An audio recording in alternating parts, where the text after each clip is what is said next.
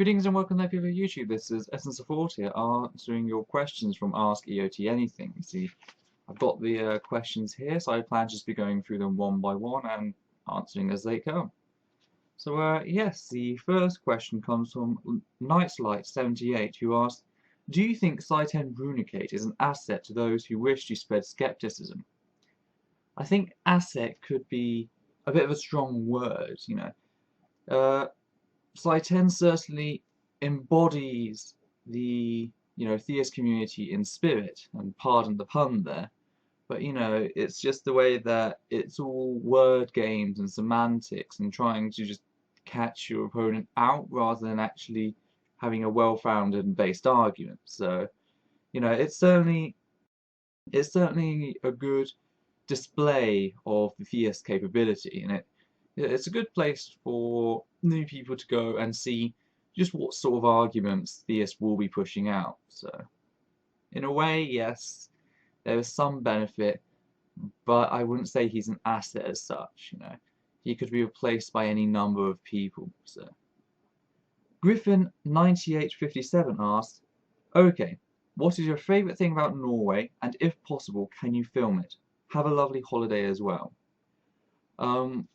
Sadly, I haven't filmed it because, I only checked the questions really when I got back. However, my favourite thing in Norway is possibly going up to the cabin because my stepmother's parents, they owned a cabin up in the mountains of Norway. So, and now my father and my stepmom have started buying it off them because they're getting a bit old to keep going up there and, repairing it and emptying the toilet, etc. So yeah, I enjoy it up there. It's just so quiet, it's so pristine up there. There's no traffic, there's no light pollution, so it's just really nice to get up there, especially in winter or early spring because the snow's still out, and you can actually hear the snow settling if you sit by a window and listen close enough. You can just hear this crunch, sort of very light crunch here and there, where so much snow is gathering, it's compressing the rest of the snow. So it is really just a nice place to go, so that I do enjoy. Rizla asked, given that God is infinite and that the universe is also infinite, would you like a toasted tea cake? Yes, Rizla, I would like a toasted tea cake, and if that tea cake is not here by next Friday, I will be dispatching a team of highly trained ninjas to dispatch of you. So you better get it here. And then Rizla also asked, for the first time you washed your hair after the cut, did you use way too much shampoo and end up with a foamy afro? And which atheism defended added, damn it, you beat me to it. I was going to ask who does his hair, then I was going to say fire him/her. No, I didn't actually use too much shampoo, etc. or conditioner. I just kind of locked onto the basic amount. However, what I was doing for a while since I cut my hair, I was moving over and putting my fringe over. So that was one thing that I kept doing, but I've kind of stopped that now, even though I'm starting to grow a bit of a fringe now, as you can see by it's going towards the eyebrows. So, so yes, there's that one. Don't Bug It asked, what's your opinion on live debates like Hitchens, Dawkins, or other YouTubers do? Do you think they are worth having? Yes, I certainly think that they are worth having in the sense that, they just act as a way for people who are not yet involved in the atheist community. It kind of acts like an entry point for them. So, because, very rarely are you going to see these well-structured out argument videos on, TV, etc. But live debates seem to get more coverage, so therefore it can act as a point of interest. Is Richard Dawkins talking about abiogenesis or some part of evolution that you think, oh, I want to go and check that out more? Or is William Lane Craig apparently claiming something about the Kalam cosmological argument, and you want to go research that and check if he's telling the truth? So I think that they do have their benefits. Do you think they have a big impact on opinions of people debating or the audience? I wouldn't necessarily have a big impact on the audience, etc. They can, as we've seen in, live debates with people such as Stephen Fry and Christopher Hitchens, the audience just changed totally. They did the before voting, is the church a force for good? And then they did one afterwards, and they just totally massacred the religious side, and so it does change people's opinions. So, as for their own, it can lead to new arguments, I think. So, and improvements of arguments, that's always a good positive as well. What you do is look at a video, then form your thoughts and criticize each point that was made in the video. I like that better. Maybe it's just me because I can't think on my feet. Well, whilst the live discussions are always good to have as an entry point, the well-structured ones, they offer, as you state, something more, you got more detail, you got more planned out, it's a good structure, etc. See, it isn't just you, but I enjoy both working together, So you got the introduction point, and then you got the in-depth, so two different ones. It's like sometimes when you get games offline, they'll offer you a demo, for example. If you think of the live debates as a demo, and then, the full discussions and planned out ones as the full game. So if you think about it like that, it's probably the best way. Maraden asked, question. Most atheist versus atheist debates are for the fans rather than getting at an understanding of the subject. I always feel unsatisfied after watching one. Why can't we debate/discuss a specific topic with the idea of helping each side come to a common understanding of what is asked, if not a solution? I'm reminded of the Copleston/Russell debate. Atheists should have no favourites, so why aren't we developing a model to get to the crux of the questions, if not answers? I personally disagree there. Yes, fans will follow who they like, but is that cause and effect? When people start out, they don't have fans when they start out. They start out and the fans come later. So it can be an issue. So that is a point. Also, I think there are different types of atheists here. You've got people like TJ, the amazing atheist, who, he's not particularly after the intellectual side, but, he does play the drama, he does play a persona, which, I totally dislike, but I think it is just a persona that he puts on whilst online. So, that does happen. There are people out there who like the limelight and like it just for the limelight. There are those. So, but don't confuse them then with the people who actually honestly want to go out for intellectual discussions. There are people who actually listen to the evidence. I think it's a big shame if you start blurring the line between the two. So yes, I really don't agree with that statement for one. Maybe on the other side, I don't know, but in the atheist community, because I like to remind you, unlike the theist side, there is a lot of infighting between the atheists. So, and this can even be between two small people, who like the same sort of things. They can still disagree, but that doesn't generally stop us going after the goal. As for, looking for a solution, how can you get a solution when one side just refuses on unbased principle to listen to anything you've got to say? That's impossible. You cannot do it unless you keep hammering away and hope that one time, just one time, maybe they'll begin to doubt themselves, and then hopefully things can change for the better. Okay, so Jaybird asks, I realise this question is probably inane, but why did you cut your hair? It was so lovely. Which Cheeky Vimto added, I've been demanding the answer to this question for quite some time, Jaybird. And Jaybird responded, well, with any luck, we'll find out together, won't we? It got too much. It got to the stage that I thought, this is getting annoying. I spend far too much time, in the shower and before the shower, just getting my hair ready, because the only way I could get my hair to look tidy was comb it before I go into the shower, comb it when it's wet, put the conditioner in, comb the conditioner out, dry my hair, and then comb it again. You know, so there was a lot of effort going into keeping my hair nice and clean. So eventually it just gets to a stage that, you know, oh, I can't be arsed, I'm just going to cut it. And then I'll let it grow all that way again, and I'll cut it again. And I'll let it grow all that way again. So, you know, it's just how I roll, really. There's nothing planned in it. There's no, oh, I prefer this style or that style. I just don't care. It's hair. Deconverted man went, if you were a giant, tall enough to hold the planet Earth in the palm of your hand, and we assume you have air and somewhere to stand, would eating the Earth kill you, due to all the things that it has that are deadly to humans? And if you grew even larger, so that the Earth was even smaller, say you could now rest on your pinky finger, would it still kill you, if it would have killed you before? And finally, how small would it have to be not to kill you? Good luck. Well, the fact is, we do have levels of tolerance to even the worst poisons. For example, arsenic. There were medicines that once included arsenic in it, you know.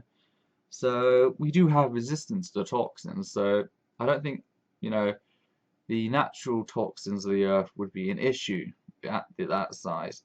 What could be an issue, though, are the heavy metals, which are, of course, quite nasty. I don't think when it gets down to pinky size, they're so nasty, but maybe you just go a bit mad rather than die. But yeah, there would be a point where eventually these things wouldn't affect you anymore. What size? Not a clue. I can't estimate that. Possibly if you could inject the earth into your bloodstream, it shouldn't have any effect on you whatsoever. So, next page, eh? Galatra asks, how did your avatar develop? I mean, why did you choose the gesture and the hat? And I did have the hat around. Oh, my hat's back there.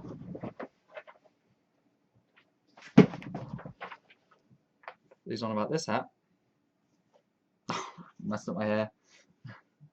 So yes, well, the hat was just a present that you know, I got when I went out with my grandfather shopping because I quite like this sort of style of hats. So, you know, and I just decided to wear it. What the hell? It would be my little gimmick.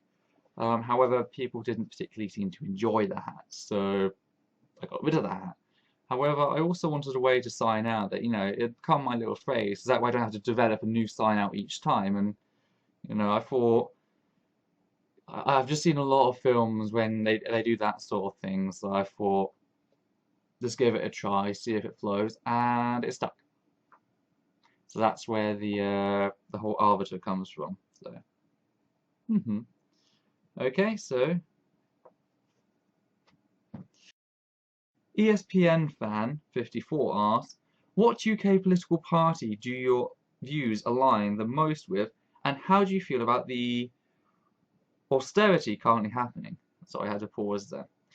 I don't align with any of the political parties, and there's none that I have preference over the other, because quite frankly, they're all turning to the same bloody arseholes. You know, they have the same policies, they have the same views. You know, there's no divergence between them anymore. Okay, there might be possibly in an election, there might be the lesser of evils, but you know, it's the whole South Park paradox of voting between a turd sandwich and a giant douche. So really, I don't share any views on a political party. I do have views on different policies, however.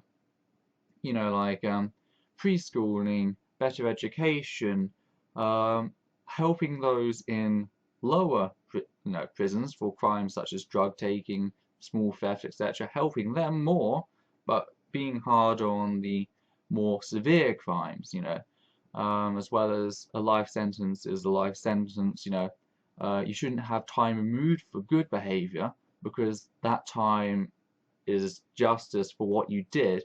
You should have time added for poor behavior. I don't know if that makes me seem like a tyrant. That is generally for the maximum security prisons, rapists, murderers, along those lines. The only ones that I really believe should be able to have a reduced sentence are those who are generally, drug addicts. If they show that they are slowly, weaning themselves off the addiction, then, they should go through psychological analysis over and over again. And if they are certain that this person is safe enough to go out into the streets without forming those classical conditioning links again, that will get him straight back on the drugs, then yeah, I believe that he should be helped. It is an issue and he should be helped. So it's different policies with me. I believe that this disabilities, single parents, they deserve more help. However, I do know people who do absolutely fuck all, sit around and they just want to get their benefits. I do know those sort of people, and I don't believe that they should have their benefits just stripped from them. I believe that they should be given a couple of months when, they lose a job to find a new job. And if that doesn't happen and they're having issues, I believe the government should start schemes, food production schemes, cleaning the streets, etc. These sort of very, very simple things that they can then be assigned to, which then gets them work experience. They can then get references from governmental figures, to then go and find an actual job. So I believe that should be implemented, a sense of community service. I know that there are some forms of this in other countries. I know Norway is quite good on this because my uncle is working as one of these. He does gardening and landscaping. That's his profession. However, he takes on these individuals. They call them social gnomes in Norway. These are people with severe mental disabilities. These are people who are ex-drug convicts that have just come out. So, he takes on all of these people and he tries helping them. So, I do believe that sort of system can work. It just takes time and a lot of money. Okay, so I'm sorry I don't have a political party, but I hope you can see why. And then you went on to ask, with the atheist community divided on feminism, what's your views and what do you consider radical feminists? Well, I don't actually have a problem defining radical feminists because sociology, we define radical feminism. It's not to do with how extreme they are in their methods. It's purely to do with where they perceive the issue to be originated. That is what makes a radical feminist. A radical feminist is someone who believes that the origins of the issues are innate biological in man. They believe no matter what, man will always oppress woman. That's what we define radical feminism as in sociology. They have three solutions to this. They have a state of separatism, where all the women leave our society, and we have the forming of two different societies. We have the patriarchal society and the matriarchal society, which I think is a very bad idea. We've shown our capability for war, and I'm not about men, I'm not about the entire damn human race. So having two separate societies, no, that's not a good idea. Then there was the conscious raising, in which women go out and they form these groups and they help each other. That's a good thing. But how they help each other, according to radical feminism, is by, trying to push forward these other two solutions. I'm about to tell you the next one, but I've got to explain a bit before I go into that one. Another thing that radical feminists believe in is that the personal is political. So your sex life is merely a way for the patriarchal state to enforce control over you. So as a response to that aspect of their belief, they have actually come up with the solution of political lesbianism. And I am not making this shit up. This is what we had to write for our sociology papers. So, that is a massive kick in the teeth for the LGBT community, because it says, we can all choose to be lesbians, because yay, it's a choice. Yeah, it's pretty dumbass. But and then liberal feminism is very different in sociology. Liberal feminism are people who believe that they're a very positive outlook. They believe that the problems are in our social policies and our stereotypes. So if they change the social policies to make them equal, slowly over generations, our stereotypes will start dissolving. Our gender stereotypes, they call them gender scripts, which are these roles that we have created for male and female. It's just very different. This doesn't go into how extreme they are in their methods, you know. You can be extreme, but a liberal feminist. So you can go out and say, you know, you want a policy change, so you'll go out with topless, you know, and climb up some crane somewhere. Yeah, that'd be quite extreme. But they're not radical feminists. It's nothing to do with methodology. It's all to do with belief. That's where we get the terms liberal and radical. Then we can have extreme radicals, or we can have these very subdued armchair radicals who just, you know, say something against guys whenever they see them. So, as for where do I stand on it, I support liberal feminists. I always will. I consider myself one. However, I do believe it is getting to the point where we should possibly be looking at the fact that do we need the term feminism anymore? Because quite clearly in the past there was a huge divide on who had more rights and who had less. So I believe, yes, it has done the world of good. But we are getting to a stage where things are very different. You know, you look at crime and statistics, etc. A woman is a third more likely to get a warning from a police officer than a man is. Another thing is actually surprising. When women are, you know, for the same crimes, women on average have 30% less prison time for a prison sentence. So they'd serve 30% less time for the same crime. So there are inequalities in both systems. So maybe we should be looking at changing the term feminist to gender equalities. I'm not going to have a fight with any liberal feminist who wants to keep the term feminist. I think it could be a prospect to discuss as rational adults in that sense.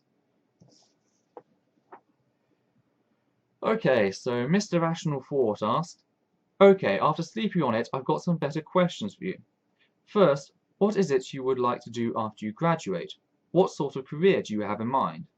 Secondly, with so much division in the atheist community, do you have any ideas on how we can come to some sort of common ground and move forward? Or do you think we even should? I look forward to hearing back from you. When I graduate, I would like to go into some form of the social sector, as quite clearly from sociology.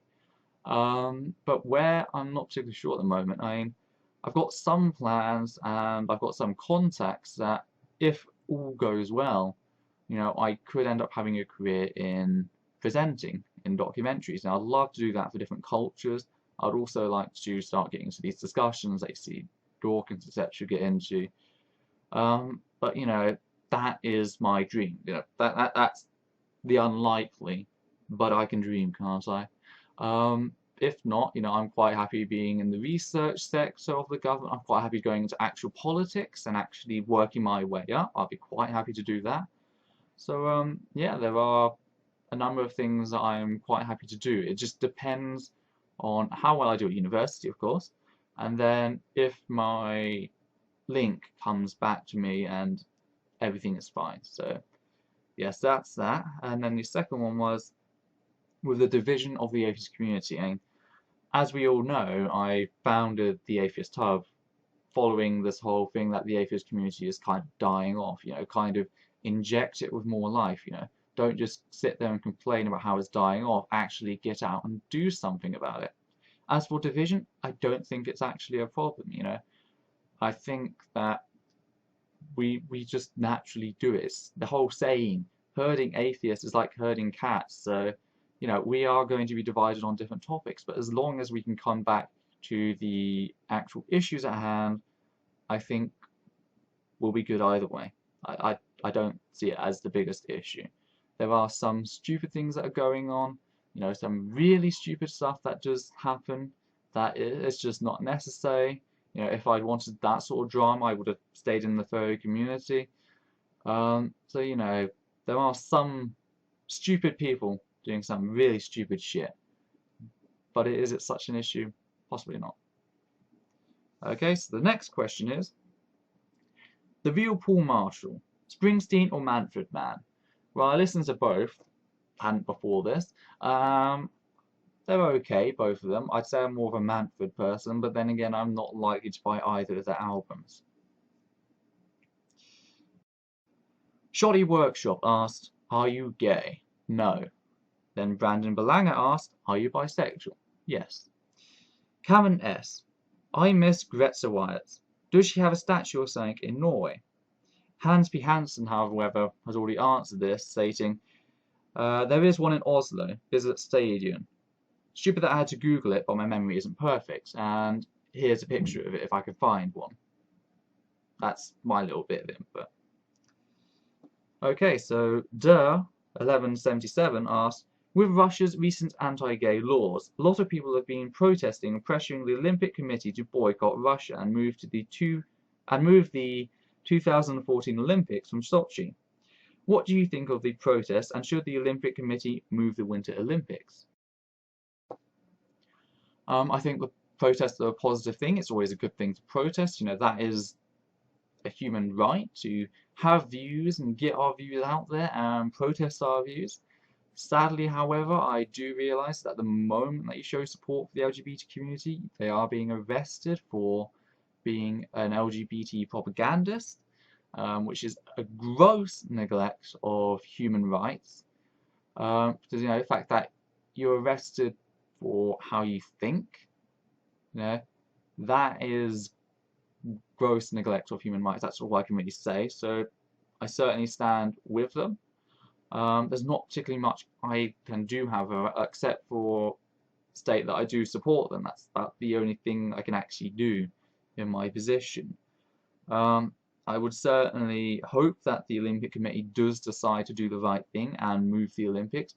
I am really happy about the way that other countries are reacting when, you know, you've got the Russian ambassadors coming round and, you know, they're painting the zebra crossings rainbow and they're hanging out the gay flags. I really am behind that. The fact that it is a form of peaceful protest, so I'm all behind that. I condemn the actions of Russia. End of story.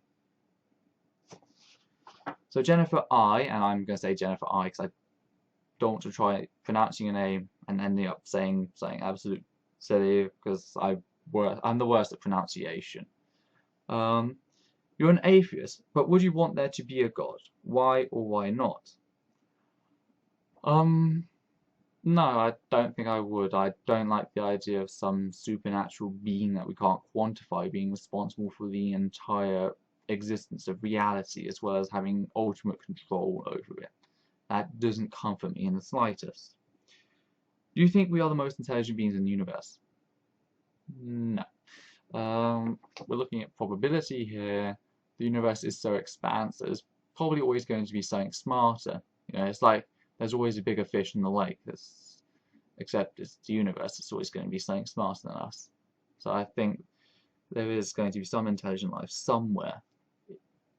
Possibly too far for us to ever visit, or even see, or know about. But I think there is somewhere. There could be non-intelligent life far closer, however, that we might discover one day. So. And as for your last question, I'll save it because I'll be going over songs and music, etc. later, so I'll save that one for later. Nightlight78 asks, what are the cleverest aspects of religion that help keep the sheep following? If you were to create your own religion, what are the most essential aspects to grow and maintain your followers? One of the most key aspects I would have if I created a religion to make sure that they followed and believed in it would be this whole self-hatred, you know, that you are worthless, that, you know, it is just such a valuable technique in control because it's the exact same technique that people who are, you know, domestically violent to their partners, it's the exact same technique that they use. This whole sense of you're worthless without me, I do this because I love you.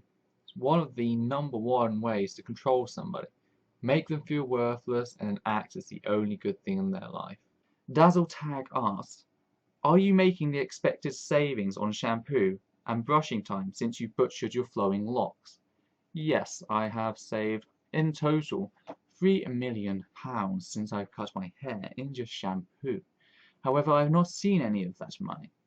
I don't know why, but oh well. So yes, I'm certainly saving a lot of time and probably a lot of money. I don't calculate. I'm a student, don't do these things. So yeah, hope that answers the question. And finally, Finite Atticus asks, Favourite music, movies, plays, books in rapid fire, please. Well, I'm not going to do it in rapid fire. Denied. My favourite books, I am a very big fan of the Discworld novels. Whilst I was in Norway over the period of 3 weeks, I read, I think it was 8 books. I finished the 8th book. So yeah, I kind of like the Discworld series, just a little bit. As for plays, I like Richard III. That is possibly my favourite Shakespeare. You know, a lot of people like Hamlet. I don't see why. I think Hamlet's one of the most boring Shakespeare plays out there. I I think it's because I saw the Simpsons version before I saw the actual version. The Simpsons version is such an improvement on the actual one. But you know, I like the other ones like Richard III. I like Romeo and Juliet. I do enjoy those plays, but Richard III certainly my favourite. Then again, I also do quite like Macbeth. So. Favourite music. I don't actually have so much of favourite music. I listen to a wide range of music and it depends on my mood. You know, I like some Blind Guardian, I like some Anti-Flag, I like some Green Day, I like some VMV Nation, I like some Rise Against, I like so many different groups that I like. I like Shakira. It's just, it never ends. The only ones that I really do not like is I call it street rap. It's these people, you know, rapping about how many girls they banged or how many penthouse suites they smashed up or what car they have. It just bores the fuck out of me. And as for movies, there is one movie that stands above all else as my favourite, which is kind of ironic because when I was little it used to scare the shit out of me, and it is Dog Soldiers. That is by far my favourite movie. And some explanation to how it involves the butterfly effect. You see, when I watched Dog Soldiers, I was just over 10 years old, so the fact that you see a guy having his head torn off and then thrown at one of his friends kind of is a disturbing image, especially when you're that age, so I became rather scared of lycanthropes, an irrational fear of lycanthropes, so. And then fear turned to interest, and I started learning all I could about them, because I like the mythology, and then I came across one known as Liru the Werewolf, which is one of those Japanese shows that is just perverted. However, the character is adorable still. And then I saw 2 people arguing in the comments below, was she furry or not? Now, this may seem like I'm going on a tangent, but if I hadn't seen that, I would never have found the furry community. Never found the furry community. Never started producing videos on YouTube. Never started producing videos on YouTube, wouldn't be here today. So yes, it's the one movie that has set up, quite frankly, the next 8 years of my life. It's kind of scary how a single movie has that sort of power, but hey ho. So yes, that was the last of the questions, so I hope you guys have enjoyed me answering them. I hope I've given the answers that you wanted. This is Essence of Thought, out.